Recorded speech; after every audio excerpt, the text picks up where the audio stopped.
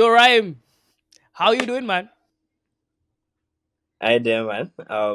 Happy to be here on this podcast. I know this is a long time Indeed. in trade. I'm finally happy to essentially be here right now. Yeah.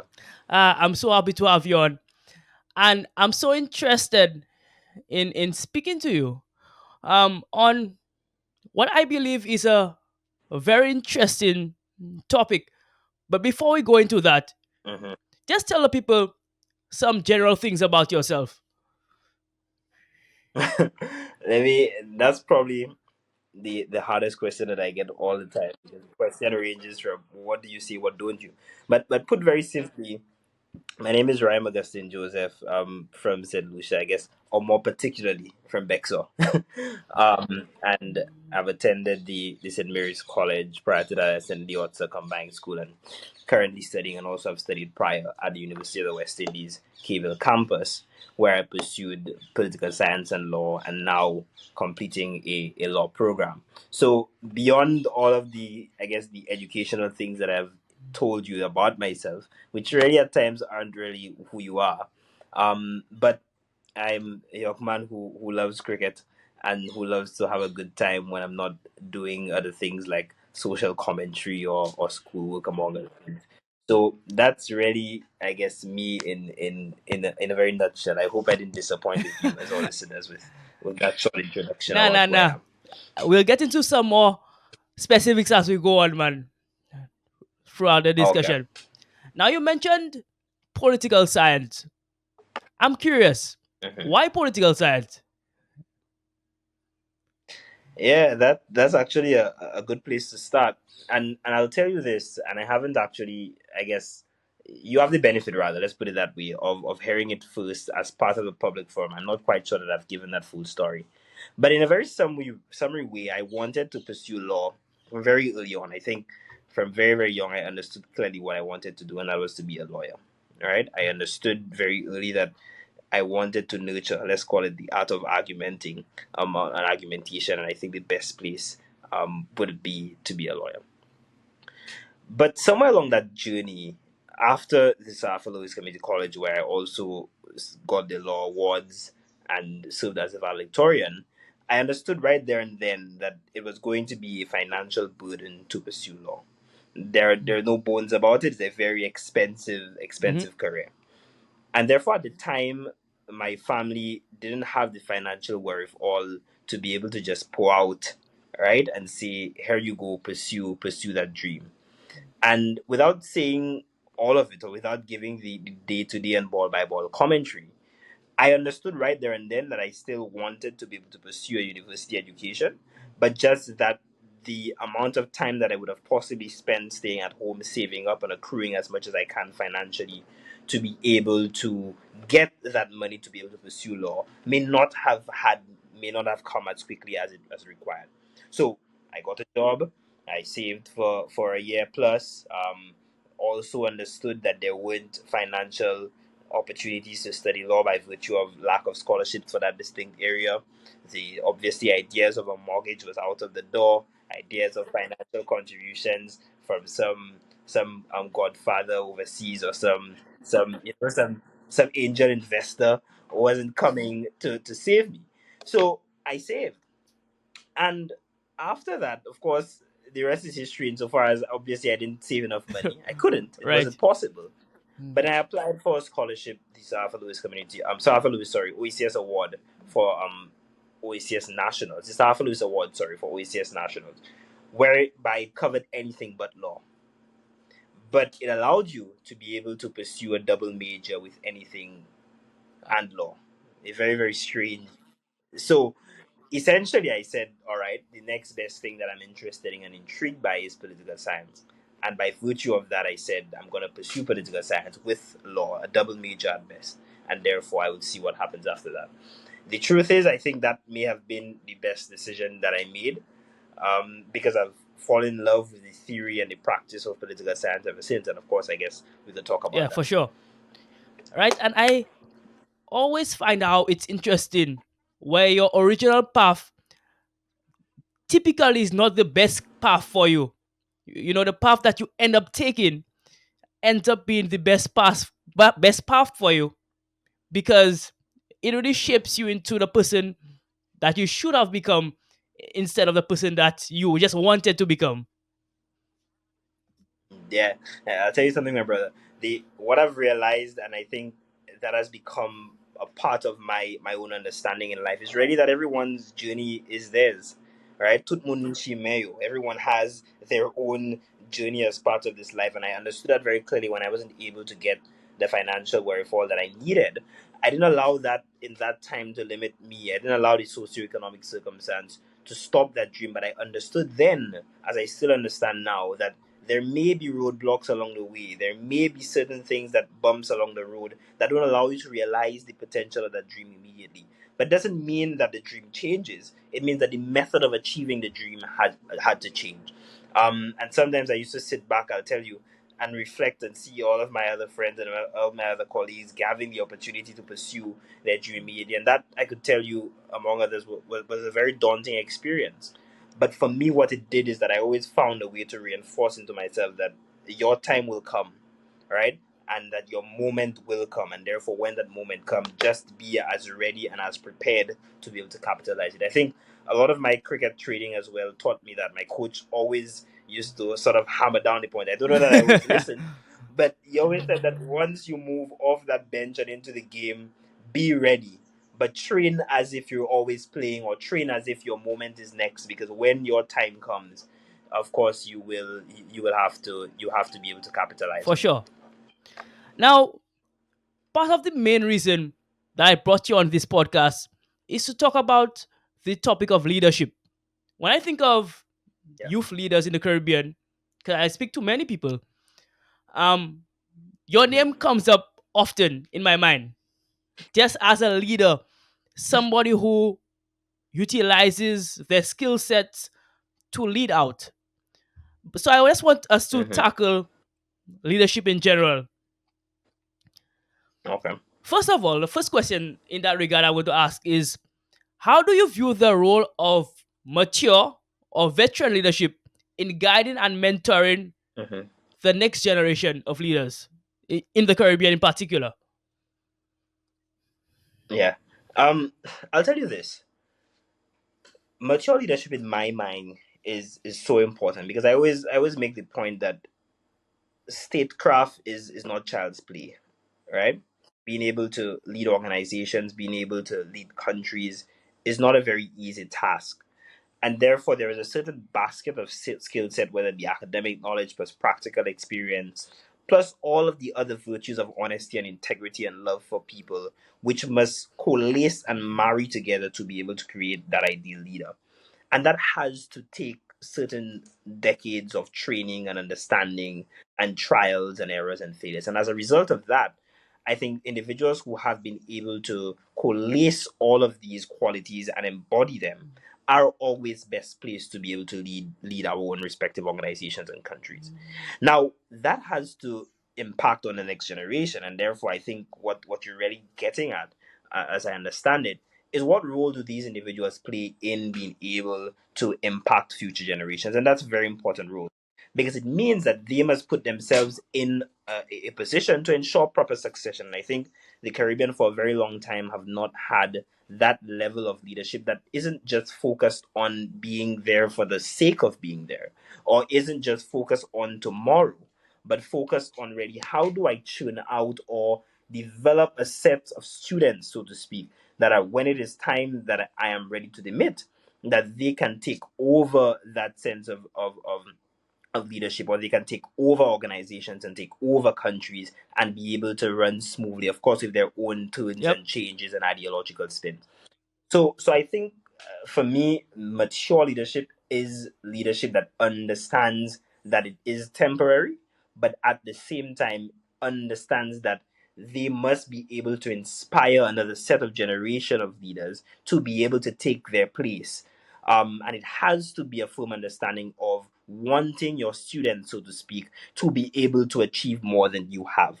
and being able to be humble, and being able to be inspiring, to be able to be accommodating, to be able to be consensual, so that you encourage and you create that atmosphere whereby it's not really a dog eat dog, or can right now I'm even afraid to use the idea of dogs and eating of dogs For good based on reason. what has happened in the recent political, for good reason, but you get the analogy. So that for me is at the center of the idea of mature leadership, understanding that, listen, young people are not there to take over, as people want them to believe, in the sense of wanting to just take away everything. And young people are there to be mentored. They understand the importance of mentorship, but they must also be provided that space for that mentorship and to be able to critically assess what's going on and make their own contributions. That for me, I think, is the importance of mature leadership, and also leadership that understands the role of teaching, right? Not the hoarding of information that we see sometimes in our society,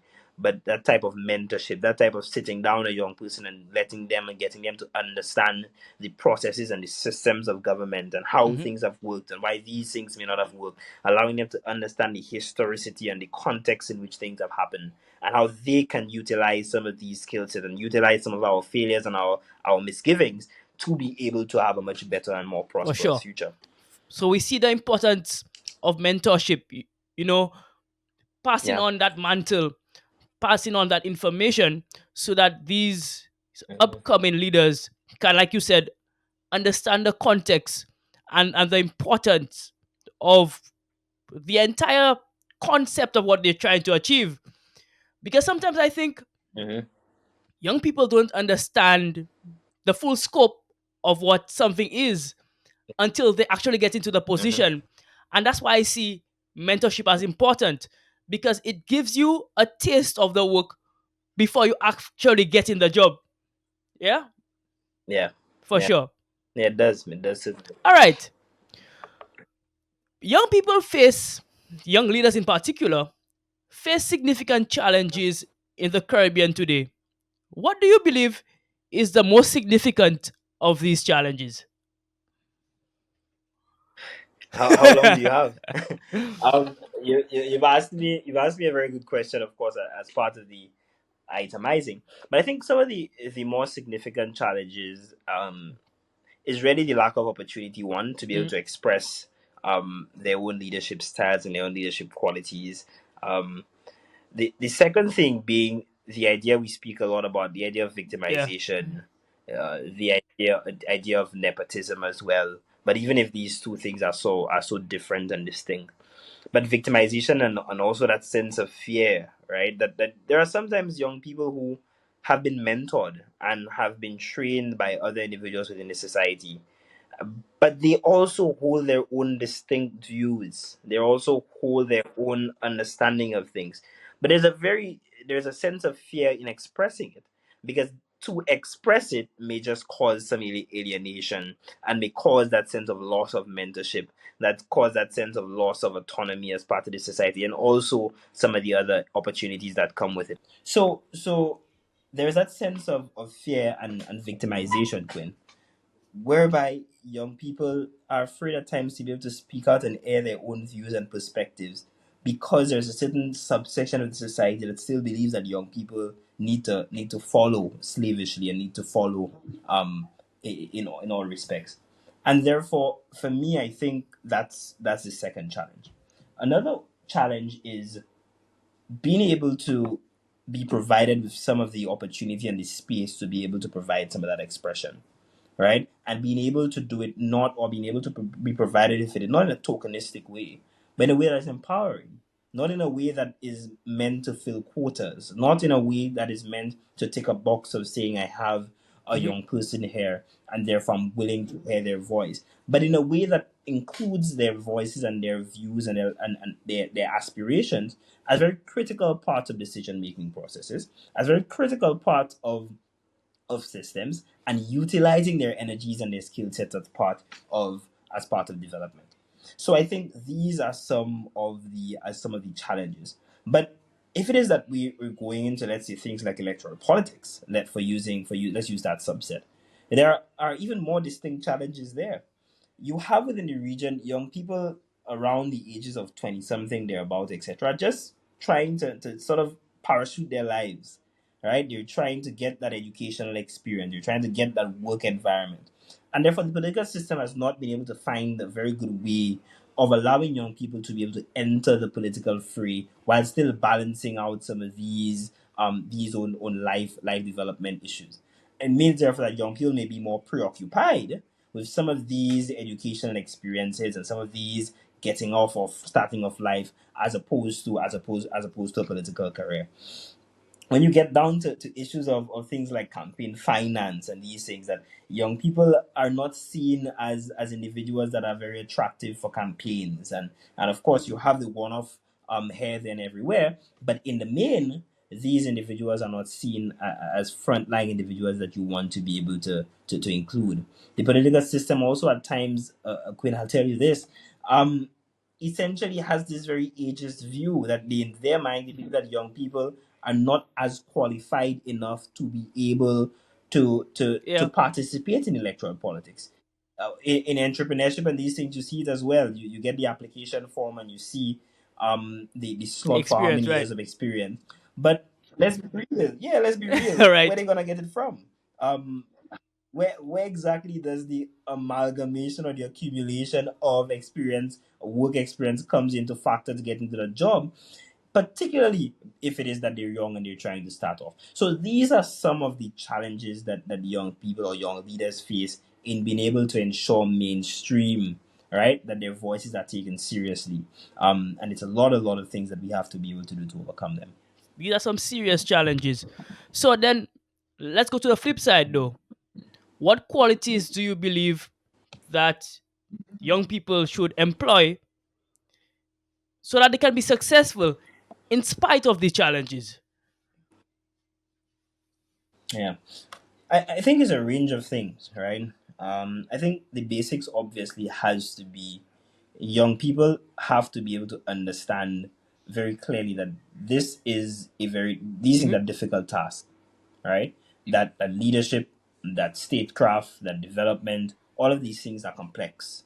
And at the end of the day, if it is that you are interested, you have to be very certain that Hmm. you love people. You have to be very certain that you understand all of the virtues of honesty and integrity, and optimism and these things that are required for a possible successful career. I mean, I haven't arrived there, so I don't know that I could give you the Right. hands-on practical examples that you require, but at least that's a starting point in Beautiful. my mind. The other thing as well, Quinn, is being able to create a network, right? Being able to ensure that they can find other young people who are sharing ideas and sharing thoughts and sharing experiences and already working very actively in the development space. Because that's all that we're doing, working in the development space, to be able to ensure that they can share these ideas and coalesce some of these thoughts and experiences, to be able to improve the quality of the lives of others. I think once we can sort of band together as young people in a unit, understanding that everybody need not Hmm. have the same view, but that there is the room for that diversity and inclusion of voices so that young people can be a part of the decision making process. I think also young people need to also be more focused on putting themselves out there without some of the reservations, or understanding beyond the misgivings of the society. I understand the challenges. I understand the idea of the victimization, the nepotism, and the pushback that they may possibly face by believing in their cause. But the truth is, Quinn, what other option do we have? What other option do young people have other than speaking their truth and believing in better? And at the stage in our lives whereby we can have these very bold dreams of what the society should look like.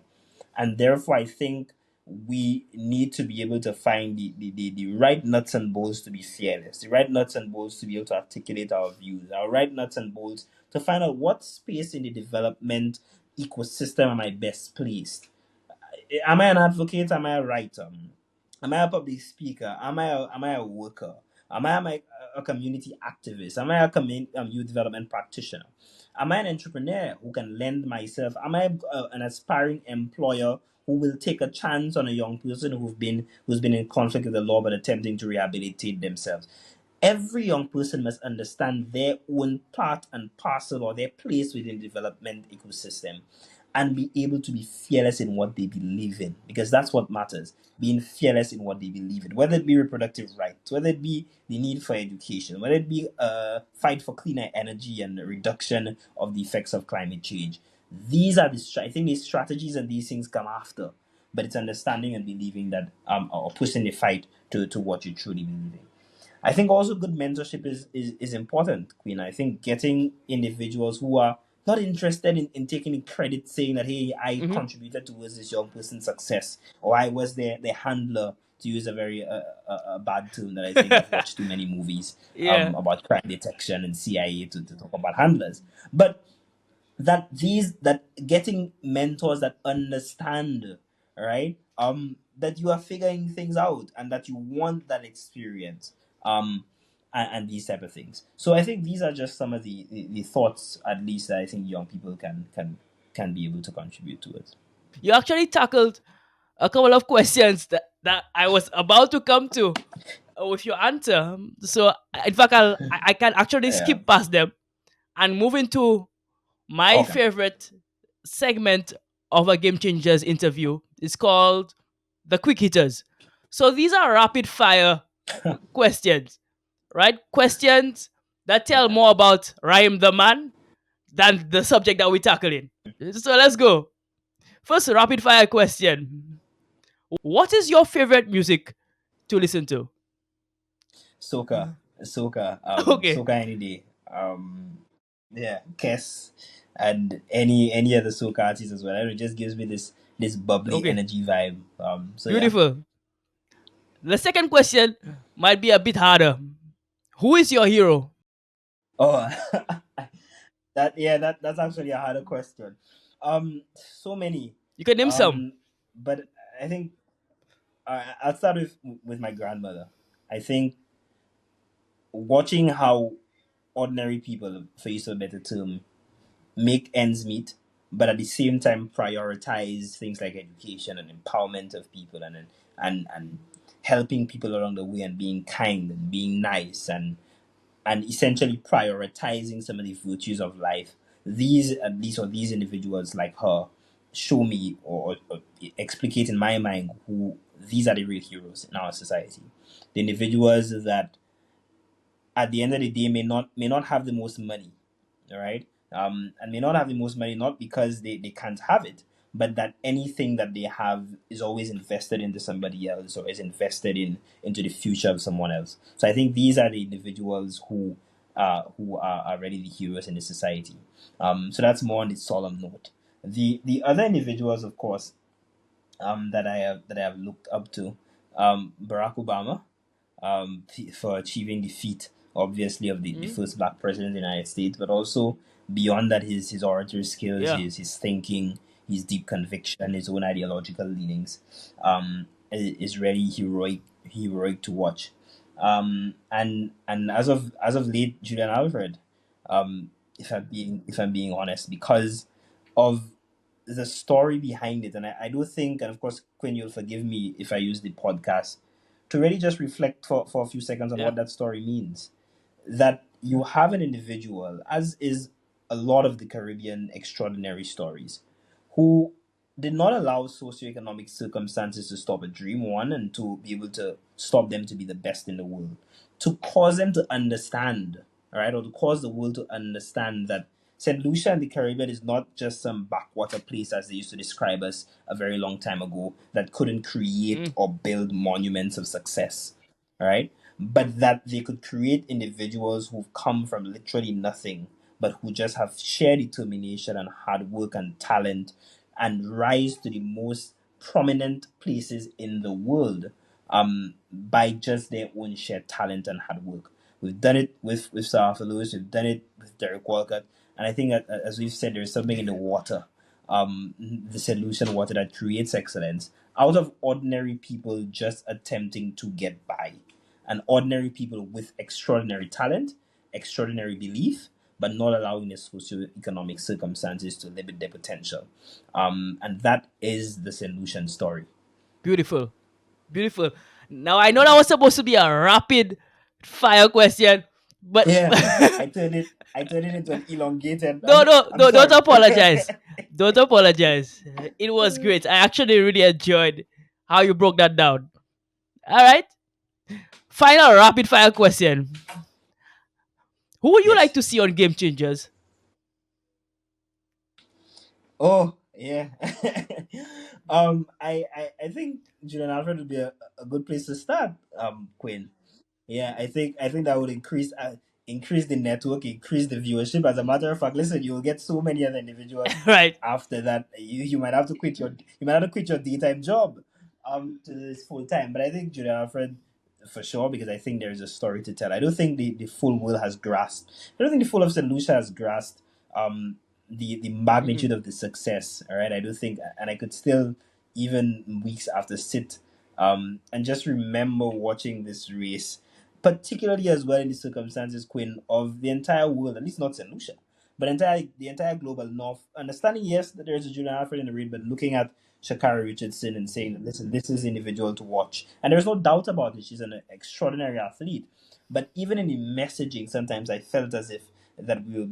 we were being shortchanged. And that's at times what the society and the world does, shortchange small island developing states, because there is just this natural inclination to be able to look Mhm. at what's bigger and what's at least brighter in their mind. And you obviously have to be extraordinary. So I think that would be a good individual as well. I think Kiflin Yes. Carew is someone as well. I think you could possibly have that. I would love to hear her own thoughts on transforming the Mhm. agricultural sector in St. Lucia, as she has already done with Helen Daughters. And also, so individuals like that, I think will just add value For sure. to the For podcast. sure. Both of these young ladies are amazing individuals. Both of them are dream guests. So I'll be willing to have them on for sure. For sure. That'll be beautiful. All right. So we're moving on to the back end of the interview. You kind of touched on it a little bit earlier on, but how can we better encourage and support youth participation in leadership roles across the Caribbean?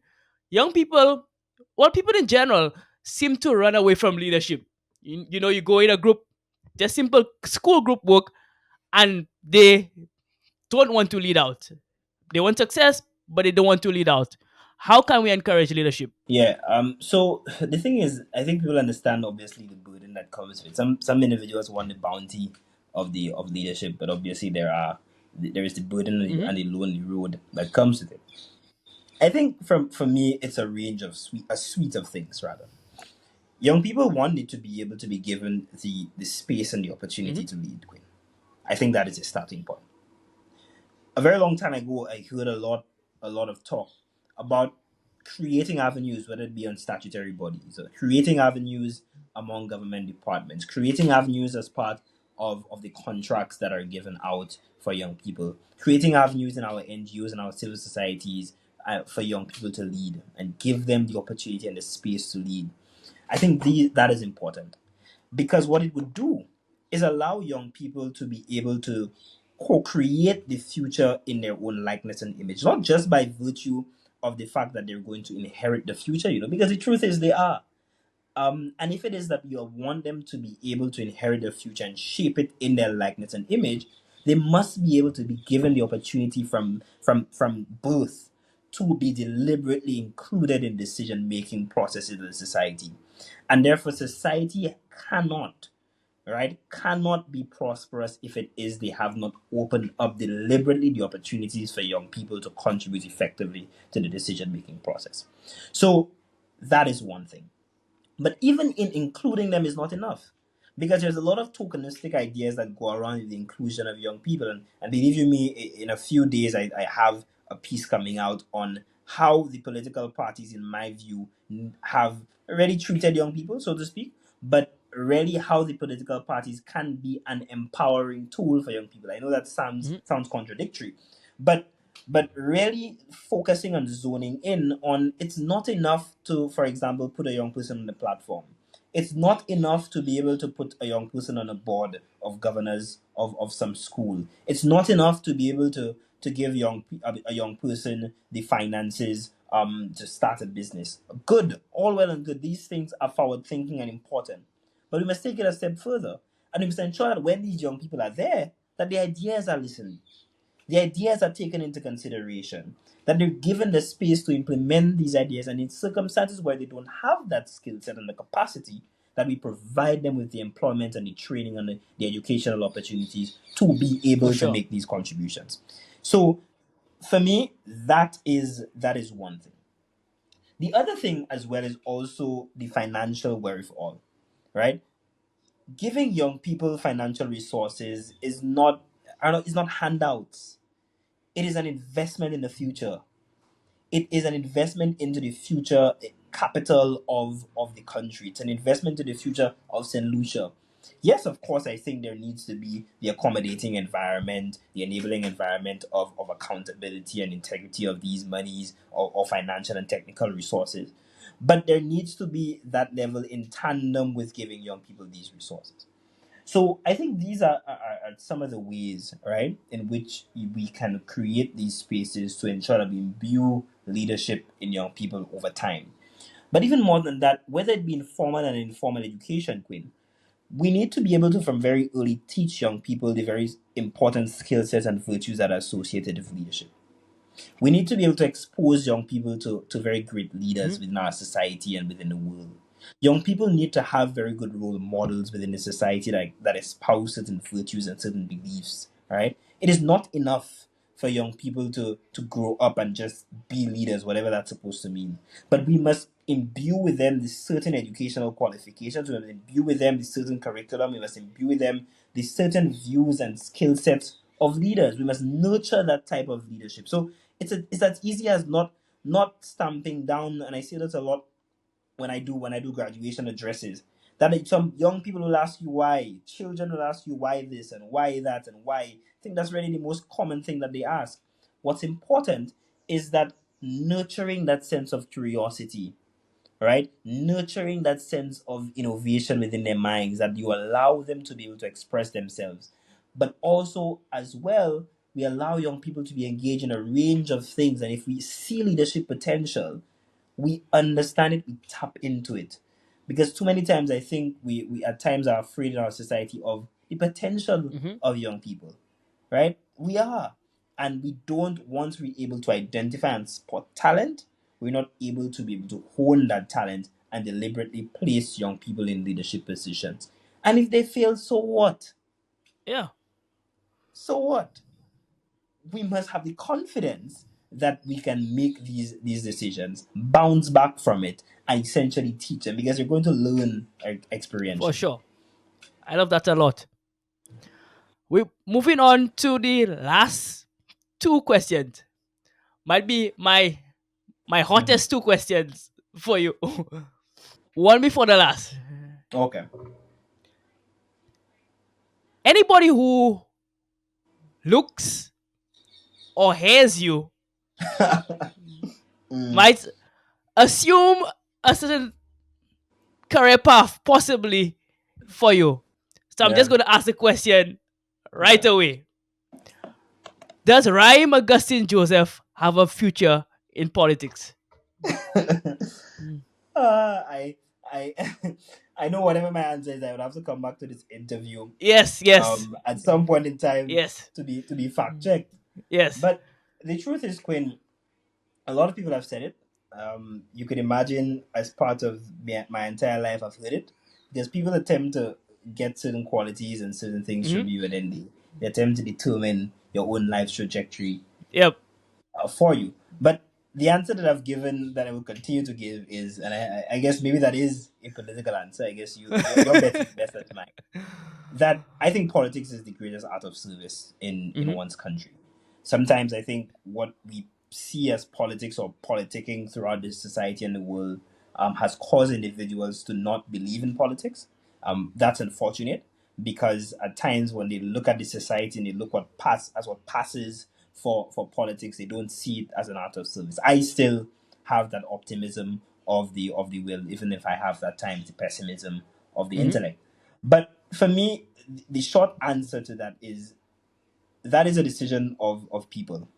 right? Okay. And if it is that people are so inclined to give me that blessing and to give me that honor of serving them in any way that I can, I will be most obliged, and I will be most humbled by that opportunity. But that is a decision for people. Okay. Fair answer. A political answer, but But fair it's fair. nonetheless. It's Yeah, fair. It's fair. yeah, I won't beat you up on it at all. yeah, Final question, and yeah. this is an important question, I believe.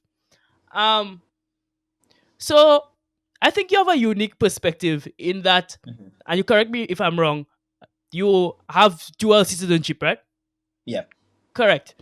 So with citizenship, you're a US citizen and a St. Lucian citizen. Now we know that yeah, anything that happens in the United States affects us as small island developing nations. We yeah, often say that, when America sneezes, the Caribbean catches a cold, yeah. right?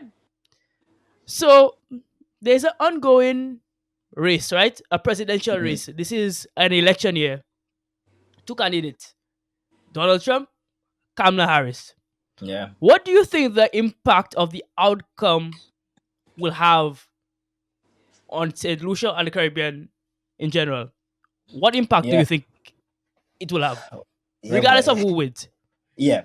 I think it'll have a tremendous impact, and let's go through the line. All right. So I think, at least, even beyond at least going through the individual candidates, America is a very important power in world politics and Mhm. geopolitical activity. Right. And therefore, at times, I think that them, just like the other countries in the global north, may not be contributing as quickly as we want as part of the multilateral system, and as making as bold contributions as we would like as part of the multilateral system. And Right. therefore, irrespective of who wins, there is a much broader and deeper question about the extent to which that America is going to increase their contributions, whether it be under climate change, under loss and damage, whether it be under the arrangements of the WTO, and ensuring that we finally have um, judges appointed to the appellate jurisdiction to be able to rule on trade irregularities, whether it is being able to refashion rules as part of the IMF and the World Bank by virtue of their share capital as part of it, and their voting rights, etc. All of these things are things that affect small island developing states, and that for a very long time we in small island developing states we think that sometimes the global north doesn't hear us and don't see us. And to that extent, there is a certain peculiarity and vulnerability that is just inherent as part of small and developing states that I think at times are not included in the thinking of the global north. And Yeah. therefore, I think, irrespective of who wins, there is a real question within our society about what is the impact on the multilateral system, right? What is the impact that these presidents are going to have on how they view the Caribbean? On one end, I could say that I'm very disappointed, at least in the rhetoric of Donald Trump as part of the Haitian migration. Yeah. And for me, it reeks of a much deeper philosophical question about how the Caribbean and how the world, or the global north, have treated Haiti, just by sheer virtue of their boldness to be able to be the first free black society, and the first Yep. free slavery ridden society within the Western Hemisphere. And by virtue of that, we know of the issues of the French reparation payments, but there is that lack of sensitivity to understanding the Haitian problem and the Haitian problematic, by virtue also of the destabilizing that some of the Western countries have done. And therefore, this underlying undercurrent racist type slurs that makes it seem as if Haitians are only a particular thing, Yeah. forgetting that there are individuals within the society that have made monumental contributions to the world. Hmm. So I'm worried about the world. I'm worried about how the world is viewed. I'm worried about how immigrants are viewed. I'm worried about how individuals from the Caribbean who are attempting to live a better life and be part of the land of the free, as has been said, what are the opportunities that are going to be present for them, particularly in light of the great diaspora that is part of the American civilization. So, irrespective of whoever wins, there are some of these questions that are on the table. The also thing is that on the individual ideological positions, Queen, I have that once America starts to raise some very pertinent issues, whether it be on women's reproductive rights, whether it was in the past about marijuana, Mm, whether it was in the past about climate change, whether it's the past about education and what we teach our children, these things have a way of infiltrating, as you put best about the sneeze and the cough and the cold. mm. These things have a way of infiltrating within the Caribbean society, and therefore some of these things are put not necessarily on the ballot, not necessarily on the Caribbean ballot, but as part of the Caribbean psyche.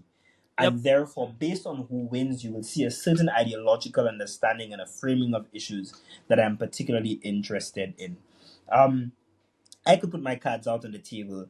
The truth is, I'm rooting to see whether America will have the first woman president Mm. ever, which is Kamala Harris, who also has Caribbean heritage, or more particularly Yeah. Jamaican heritage, and therefore that's the individual that I'm sitting and watching very keenly and believing very keenly in as part of this race. But she too, obviously, has or is part of these ideological convictions that we need to be able to wrestle with and the Hmm. Caribbean needs to be able to deal with. For sure. Bro, I want to thank you for our amazing interview. I really enjoyed the conversation. I really enjoyed your thoughts. You know, among Caribbean speakers, among people that I actually know, you are one of my favorite. I'm not Thank just you. saying Thank this you, my brother. because you're on my podcast. In fact, the reason that you're on my podcast is because It's you're one of because I my am one of favorite. your favorite. Right? I am proud of your development. I always look for people that I consider peers to inspire me because I know that you're in certain ways you might be ahead of me, but you're not too far ahead, so I can still reach out. And if you're there, I can get there as well. So I'm very proud of you. I want to and to encourage you to continue being the wonderful individual that you are, and continue leading because we need more leaders, Rhyme, and I believe that you are one of them. So thank you so much, bro. Thank you so much, my brother. I want to congratulate you on the work that you've also been doing. And I follow it intently. Your journalism work in St. Lucia is outstanding. We need a lot more young people entering the fourth estate and being able to speak truth to power.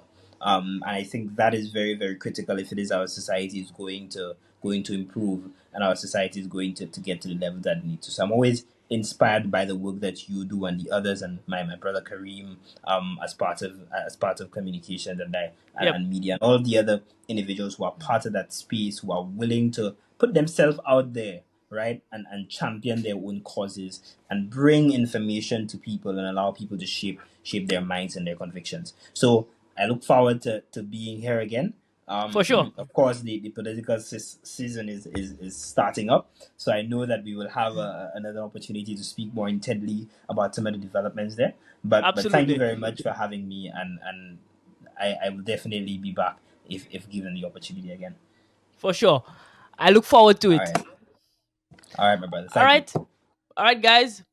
This has been yet another episode of the Game Changers podcast. And to thank you for coming on, thank you for coming and listening to what was an amazing conversation. Remember to like and subscribe. And Game Changers is available wherever you get your podcast. Remember to download the episode, to listen on the go, to be inspired. Anyhow, as usual, stay hungry, and I'll see you next time. Bye bye.